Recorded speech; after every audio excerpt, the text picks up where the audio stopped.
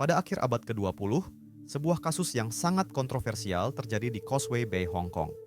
Polisi dengan cepat mengidentifikasi dan menangkap tersangka. Namun ketika berkas perkara diajukan ke pengadilan, semua bukti yang tampaknya kuat justru memperlihatkan banyak kejanggalan. Hasil persidangan pun menimbulkan kegemparan di kalangan opini publik. Lalu, apa sebenarnya yang terjadi pada hari itu?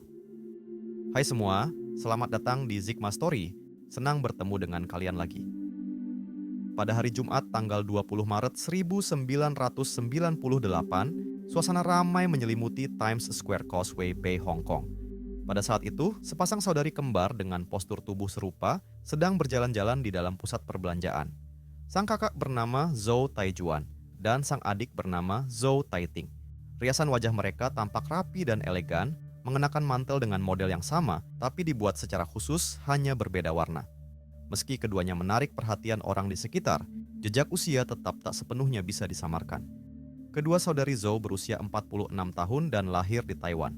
Sejak usia muda, mereka mengikuti keluarga untuk pindah dan menetap di Hong Kong. Keluarga mereka telah lama berkecimpung di industri perdagangan dan berhasil mengumpulkan kekayaan yang sangat besar. Suami dari masing-masing saudari tersebut juga merupakan tokoh ternama di dunia bisnis, dengan kepemilikan sejumlah properti mewah di Hong Kong dan Taiwan. Pada hari itu, di sebuah toko peralatan rumah tangga di Times Square, mereka memilih sebuah mesin cuci dengan fitur lengkap. Saat mengisi formulir pengiriman, cincin di jari manis kiri Zhou Taijuan menarik perhatian. Itu adalah sebuah berlian kuning berbentuk tetesan air yang berkilauan. Berlian itu berbobot 10 karat yang saat itu bernilai 510.000 dolar Hong Kong, cukup untuk membeli sebuah mobil impor mewah atau membayar uang muka sebuah rumah. Sementara sang adik, Zhou Taiting, yang berdiri di sampingnya juga tak kalah mencolok. Cincin berlian yang dikenakannya berbobot 8 karat, dengan warna dan kejernihan yang tak kalah menonjol. Kedua saudari ini memang gemar mengoleksi perhiasan.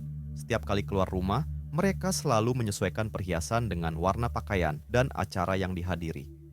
Penampilan mereka yang mewah dan berkelas memperlihatkan latar belakang keluarga yang terpandang. Hal itu membuat para pegawai toko bersikap sangat sopan, namun sekaligus menarik perhatian tatapan penuh niat jahat dari balik bayangan. Sayangnya, kedua saudari kembar ini sama sekali tidak menyadari bahaya yang sedang mengintai. Setelah membeli mesin cuci, mereka memutuskan berjalan kaki menuju rumah ibu mereka yang berjarak sekitar 500 meter dari Times Square. Lokasinya berada di lantai 3 gedung Harbourfront di Jalan Patterson. Rumah tersebut merupakan bangunan hunian yang cukup tua, dengan lift model lama yang masih menggunakan tuas tarik manual. Lift tersebut memiliki struktur pintu ganda. Pintu luar berupa pintu kayu, sedangkan pintu bagian dalam terbuat dari jeruji logam berbentuk silang yang dapat ditarik. Sebelum lift dijalankan, pengguna harus menutup rapat pintu bagian dalam secara manual dan menguncinya pada pengaman. Pada pukul 4 sore, kedua saudari itu menekan tombol lantai 3. Namun tepat saat mereka hendak menutup pintu bagian dalam, tiba-tiba muncul dua pria dengan raut wajah panik di lorong. Keduanya mengenakan kaos dan celana jeans sambil berteriak, "Tunggu!" Mereka berlari menuju lift. Karena sopan santun, kedua saudari itu tidak menaruh curiga dan kembali membuka pintu untuk membiarkan mereka masuk. Saat itu di dalam lift terdapat 5 orang. Mereka adalah kedua saudari Zhou, dua pria yang baru masuk, serta seorang pria bermarga Huang yang hendak menuju lantai 6 untuk mengunjungi seorang teman. Kemudian lift mengeluarkan suara berat dan mulai bergerak naik. Namun, dalam proses itulah, sesuatu yang tak terduga terjadi. Dua pria yang tadi masuk dengan tergesa-gesa tiba-tiba berteriak, "Ini perampokan!" Lalu masing-masing mengeluarkan pisau lipat sepanjang sekitar 30 cm dari dalam pakaian mereka dan langsung mengincar cincin berlian di tangan kedua saudari itu. Dalam sekejap, lift yang sempit dan tertutup berubah menjadi kacau balau. Kedua saudari Zhou melemparkan pandangan minta tolong kepada pria bermarga Huang. Namun, pria tersebut ketakutan setengah mati, terlihat meringkuk di sudut lift dan tidak berani bergerak layaknya patung. Saudari Zhou pun menyadari bahwa dalam situasi seperti ini, mereka hanya bisa mengandalkan diri sendiri. Menghadapi para penjahat bersenjata tajam, kedua saudari itu menunjukkan keberanian yang luar biasa. Mereka bangkit melawan dan terlibat perkelahian sengit. Di tengah kekacauan tersebut, lift tiba di lantai 3 dan berhenti. Pria bermarga Huang memanfaatkan kesempatan itu untuk membuka pintu, kemudian mencoba melarikan diri. Namun, ia justru ditusuk oleh salah satu perampok di bagian perut kiri. Rasa sakit yang hebat membuatnya langsung terjatuh ke lantai. Sambil berteriak minta tolong, ia menekan erat luka yang terus mengucurkan darah. Pada saat itu, Ibu Zhou yang sedang berada di dalam rumah mendengar keributan di lorong dan keluar untuk melihat apa yang terjadi. Tanpa diduga, ia menyaksikan sendiri momen genting yang dialami kedua putrinya. Ia secara naluriah bergegas keluar rumah untuk mencoba menolong mereka. Namun, para perampok dengan tajam menyadari hubungan antara Ibu Zhou dan kedua saudari tersebut. Mereka kemudian mengarahkan mata pisau ke arah Ibu Zhou, berniat menyanderanya sebagai sandera. Saat ujung pisau hampir menusuk sang ibu, dalam kepanikan sang kakak Zhou Taijuan mengerahkan seluruh tenaganya dan menerjang maju. Ia menggunakan tubuhnya sendiri sebagai perisai, melindungi ibunya di belakangnya. Para perampok yang melihat itu pun menjadi murka. Mereka kemudian menikam dada, punggung, dan perut Zhou Taijuan sebanyak 9 kali. Salah satu tusukan mengenai langsung jantungnya, membuatnya kehilangan kesadaran di tempat. Meski demikian, para perampok masih belum berhenti karena tujuan mereka hanya satu, yaitu cincin berlian. Pingsannya Zhou Taijuan memberi mereka kesempatan untuk langsung merampas cincin tersebut. Namun, karena cincin itu terpasang sangat erat di jarinya dan tidak dapat dilepaskan dengan mudah, para perampok langsung menggunakan pisau untuk mencongkel dudukan cincin. Setelah mengambil berlian kuning seberat 10 karat itu secara terpisah, mereka segera melarikan diri menuruni tangga, lalu menuju ke dalam gedung. Dalam proses pelarian, mereka sempat berpapasan dengan cukup banyak penghuni gedung. Setelah menerima laporan dari warga, polisi segera tiba di lokasi. Namun saat itu, kedua perampok telah melarikan diri. Petugas medis mengevakuasi kedua saudari Zhou yang terluka, serta pria bermarga Huang ke rumah sakit untuk mendapat perawatan darurat. Setelah tiba di rumah sakit, kakak Zhou Taijuan akhirnya dinyatakan meninggal dunia akibat luka yang terlalu parah. Di lokasi kejadian, polisi berhasil mengamankan sidik jari dari dalam lift, serta menemukan sebuah kacamata berbingkai logam yang terjatuh dan sebungkus tisu. Namun, senjata tajam yang digunakan pelaku masih belum ditemukan. Polisi kemudian memperluas area pencarian ke jalan-jalan utama di sekitar gedung, serta melakukan penyelaman di pantai dan perairan terdekat, tapi hasilnya tetap nihil. Para perampok bisa dibilang gila karena melakukan aksinya di siang bolong tanpa menutupi wajah mereka. Banyak saksi mata di lokasi kejadian melihat dengan jelas ciri-ciri fisik para pelaku, memberikan keuntungan besar bagi penyelidikan. Di antaranya, adik Zhou Taiting dan ibu Zhou sempat melakukan kontak fisik jarak dekat dengan para perampok. Polisi menilai kesaksian keduanya memiliki tingkat keandalan yang tinggi. Berdasarkan deskripsi ibu dan anak tersebut, polisi menyusun hampir 1.000 foto pria dengan catatan kriminal untuk proses identifikasi. Saat Zhou Taiting membuka mulut hendak mengatakan sesuatu, ia tiba-tiba pingsan sesaat akibat emosi yang terlalu kuat.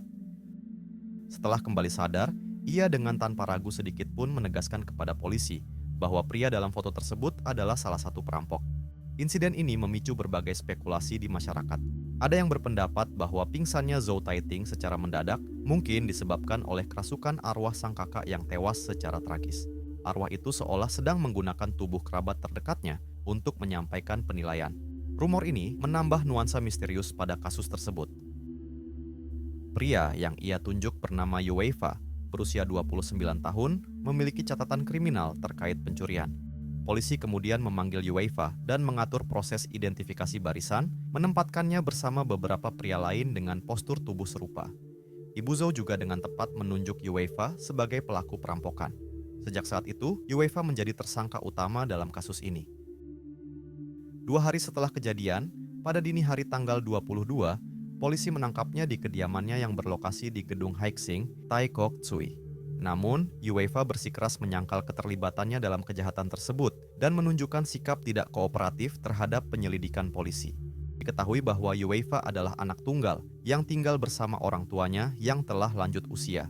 Ia pernah sempat menempuh pendidikan di sekolah polisi remaja, tapi karena pernah terlibat pencurian dan memiliki catatan kriminal, impiannya menjadi polisi pun kandas. Saat duduk di kelas 1 SMP, ia dikeluarkan dari sekolah, dan sejak itu jalan hidupnya menjadi tidak menentu. Pada saat kejadian, ia bekerja sebagai buruh lepas pemasangan jendela dengan penghasilan yang sangat minim. Yang mengejutkan, hanya 1 hari setelah penangkapannya, sikapnya berubah 180 derajat. Ia tiba-tiba mengakui bahwa dirinya adalah salah satu perampok. Dalam rekaman pengakuan, saat menghadapi kamera, ia selalu menjawab apapun yang diucapkan polisi dengan persetujuan yang tergesa-gesa. Menurut pengakuan Yueifa, pada hari kejadian ia dan seorang rekan yang baru dikenalnya sedang berjalan-jalan di Times Square. Secara kebetulan, mereka melihat saudari Zhou yang berpakaian mewah dan terpikat oleh berlian besar yang berkilauan di tangan mereka. Niat jahat pun seketika muncul. Setelah berdiskusi, mereka menyiapkan senjata dan mengikuti saudari Zhou dari belakang hingga akhirnya melakukan perampokan di dalam lift. Setelah melakukan kejahatan tersebut, karena takut dikejar polisi, Yuefa mengaku membuang berlian hasil rampokan. Ia juga membuang pisau lipat yang digunakan saat beraksi, serta pakaian yang berlumuran darah saudari Zhou ke laut di dermaga Taikok Tsui. Kemudian, ia bersama dengan rekannya melarikan diri ke arah yang berbeda. Mengenai identitas rekannya, Yuefa hanya mengetahui bahwa orang tersebut bermarga Tan. Keduanya tidak saling mengenal dengan baik.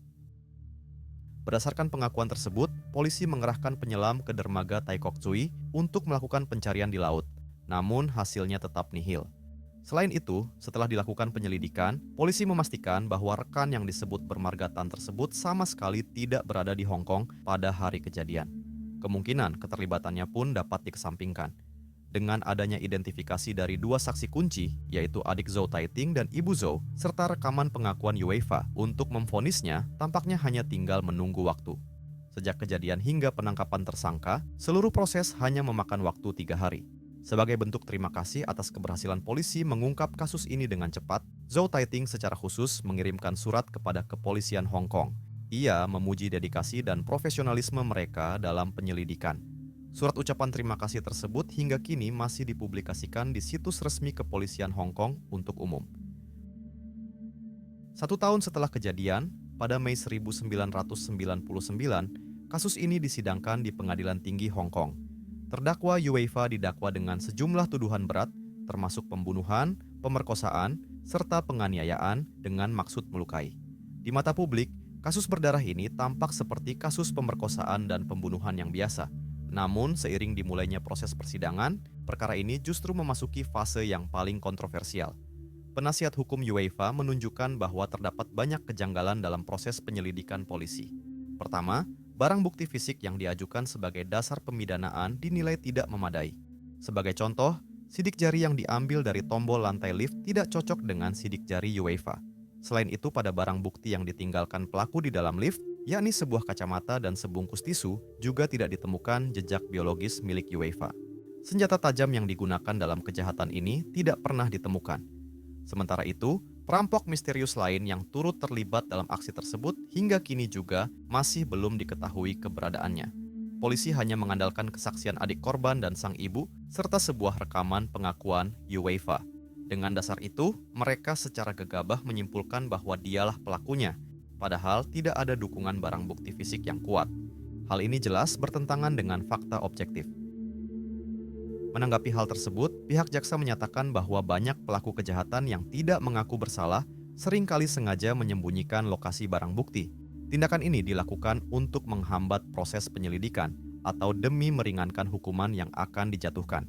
Oleh karena itu, menurut jaksa, ketiadaan barang bukti tidak serta-merta membuktikan bahwa Yuefa tidak bersalah. Pengacara pembela kemudian melanjutkan argumennya. Meski adik korban Zhou Taiting dan ibu Zhou keduanya menunjuk Yuefa sebagai pelaku, keandalan kesaksian mereka tetap patut dipertanyakan.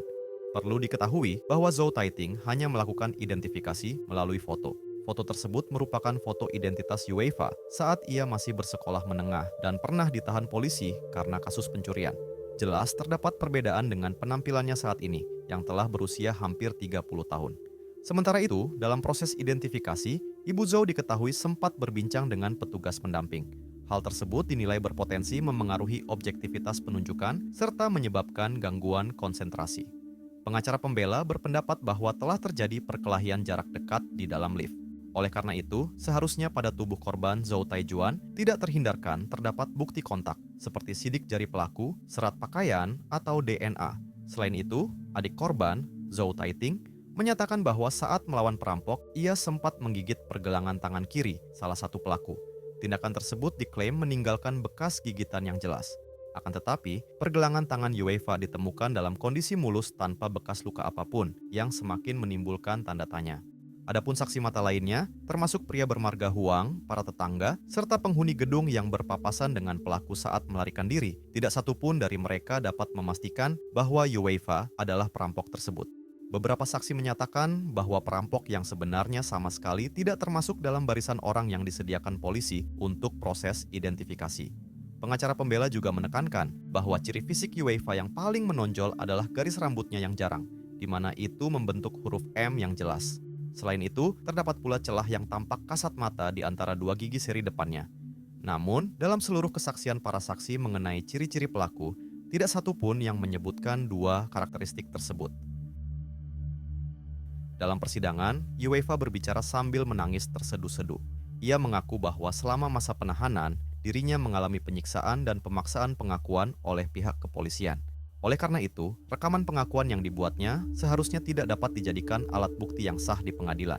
Ia menyatakan bahwa setiap kali berusaha menyangkal keterlibatannya, polisi akan memborgol tangan dan kakinya secara kasar. Ia juga mengaku telah mengalami pemukulan dan penyiksaan dalam waktu yang lama. Demi menghindari penderitaan yang tidak manusiawi tersebut, ia akhirnya menuruti permintaan polisi dan bekerja sama merekam pengakuan. Ia juga mengarang cerita mengenai lokasi pembuangan berlian, senjata, serta pakaian yang dikenakannya saat kejadian. Bahkan dalam kondisi terpaksa, ia juga menyebut seorang kenalan lama yang berada jauh di tempat lain sebagai rekan pelaku. Pengacara pembela turut mempertanyakan keabsahan rekaman pengakuan tersebut. Menurut prosedur, dalam video semacam ini, polisi seharusnya meminta tersangka menjelaskan secara jelas dan runtut kronologi kejahatan. Selain itu, polisi juga perlu mengajukan pertanyaan terkait detail-detail kunci perkara, agar tersangka secara langsung menyatakan perbuatan dan motifnya di depan kamera. Namun, dalam video pengakuan Uefa, sebagian besar waktu diisi oleh penjelasan sepihak yang bersifat mengarahkan dari pihak polisi. Sementara Uefa yang seharusnya memberikan penuturan langsung, hanya terlihat menghindari tatapan bersikap sangat pasif dan berulang kali menjawab, "Saya tahu." Yang lebih krusial lagi, dalam video tersebut terdapat banyak jeda dan potongan yang jelas terlihat, sehingga proses perekaman tidak berlangsung secara utuh dan berkesinambungan. Meski pengacara pembela mengajukan berbagai keraguan dan keberatan, setelah menonton rekaman pengakuan tersebut, hakim menyatakan bahwa meski terdapat beberapa hal yang tidak biasa, tidak ditemukan unsur rekayasa fakta maupun ketidakadilan di dalamnya. Hakim berpendapat bahwa video tersebut direkam dalam kondisi sukarela oleh Uefa. Ia bahkan dengan tegas mengecam Uefa atas tindak kejahatan yang dinilai sangat kejam dan tidak berperi kemanusiaan.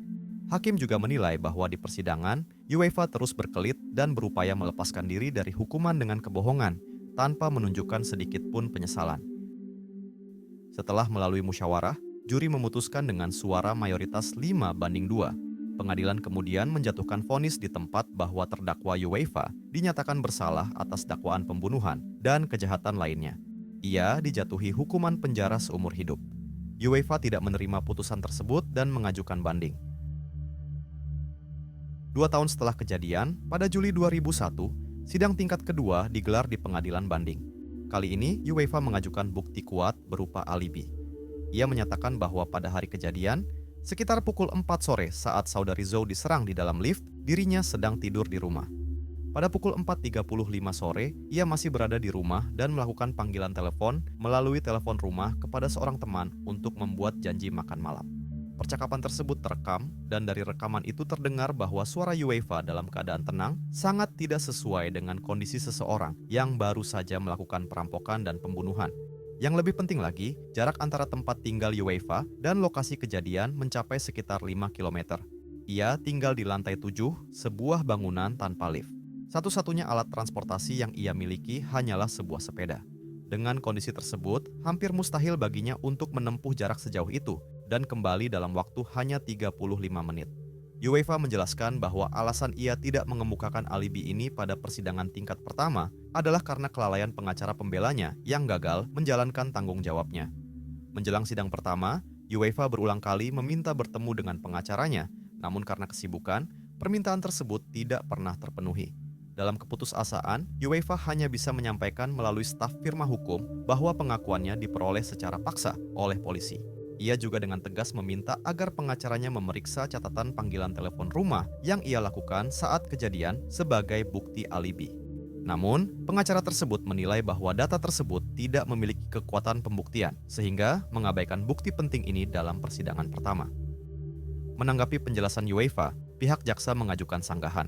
Menurut jaksa, waktu kejadian tidak termasuk jam sibuk lalu lintas, Selama tidak terjadi kecelakaan lalu lintas besar, secara teori seseorang masih dapat berpindah tempat dengan cepat. Misalnya dengan menyewa kendaraan pribadi atau menggunakan taksi serta moda transportasi lainnya. Hakim menegaskan bahwa yang terpenting bukanlah apakah terdakwa UEFA mampu membuktikan dirinya tidak berada di lokasi kejadian, melainkan apakah pihak jaksa dapat membuktikan secara meyakinkan melalui identifikasi saksi bahwa UEFA memang berada di tempat kejadian perkara. Setelah mempertimbangkan secara menyeluruh, hakim berpendapat bahwa adik korban, Zhou Taiting, merupakan saksi langsung dalam peristiwa perampokan tersebut. Ia menyaksikan dengan mata kepala sendiri saat kakaknya ditikam hingga tewas secara kejam. Jadi bisa dipastikan bahwa wajah pelaku pasti meninggalkan kesan yang sangat mendalam, bahkan traumatis dalam ingatannya. Terlebih lagi, hanya dalam hitungan jam setelah kejadian, ia mampu mengenali UEFA dengan tepat dari hampir 1.000 foto. Tingkat keandalan identifikasinya dinilai sangat tinggi. Adapun Ibu Zhou, ia juga melihat wajah pelaku dengan jelas di lokasi kejadian yang memiliki pencahayaan terang benderang. Meski dalam proses identifikasi ia sempat berbicara dengan petugas pendamping, hasil penyelidikan menunjukkan bahwa percakapan tersebut tidak bersifat mengarahkan. Percakapan itu hanya berupa pengingat agar ia melakukan pengenalan dengan saksama tanpa adanya unsur sugesti. Dengan demikian, kesaksian identifikasi dari ibu dan anak tersebut dinilai cukup kuat untuk menyingkirkan seluruh keraguan yang masuk akal. Pengadilan kemudian menjatuhkan putusan di tempat dan menyatakan bahwa tidak terdapat kekeliruan dalam penanganan perkara pada persidangan tingkat pertama. Dengan demikian, hukuman penjara seumur hidup terhadap UEFA tetap dipertahankan. Putusan ini memicu kegemparan besar di tengah masyarakat. Banyak pihak yang mengikuti kasus ini menyatakan keraguan, bahkan membandingkannya dengan kasus terkenal lain yang pernah dibahas sebelumnya. Dalam waktu singkat, muncul opini luas yang meyakini bahwa UEFA kembali menjadi korban dari sebuah kasus salah tangkap dan salah vonis. Seorang penulis ternama diketahui menaruh perhatian besar terhadap perkara ini dan secara terbuka menulis esai panjang di Facebook. Dalam tulisannya, ia memaparkan pandangannya mengenai kasus UEFA. Ia juga mengungkapkan bahwa saat menelusuri seluk-beluk perkara tersebut, ia pernah menerima sebuah panggilan telepon anonim yang misterius. Penelpon itu mengaku sebagai seorang anggota unit kejahatan berat kepolisian Hong Kong dan dengan nada keras mempertanyakan alasan sang penulis begitu fokus pada kasus UEFA. Menanggapi hal itu, sang penulis dengan tenang mulai memaparkan satu persatu kejanggalan yang terdapat dalam kasus tersebut. Ia kemudian mempertanyakan mengapa pihak kepolisian tidak melanjutkan penyelidikan. Namun, polisi tersebut berbicara berputar-putar dan tidak mampu memberikan jawaban yang jelas sebelum akhirnya menutup telepon. Di sisi lain, UEFA yang terpuruk di tengah badai opini publik tidak pernah menyerah untuk membersihkan namanya. Ia terus bersikeras bahwa dirinya tidak bersalah dan menulis surat kepada berbagai tokoh masyarakat dari beragam kalangan untuk meminta bantuan. Pada tahun 2004, UEFA bahkan menulis sebuah surat permohonan banding sepanjang 5 halaman dan mengirimkannya ke lembaga bantuan hukum, memohon agar kasusnya ditinjau dan ditangani. Selain berbagai kejanggalan yang telah disebutkan sebelumnya, dalam surat tersebut, UEFA juga mengungkap lebih banyak detail.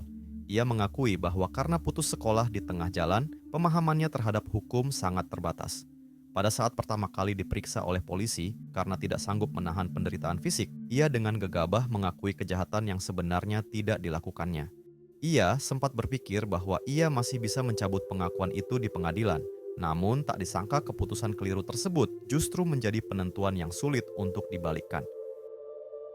Seiring dengan upaya dan seruan UEFA yang terus-menerus, semakin banyak orang mulai menaruh perhatian pada kasus ini. Di antaranya adalah tokoh-tokoh ternama dari kalangan hukum dan dunia hiburan.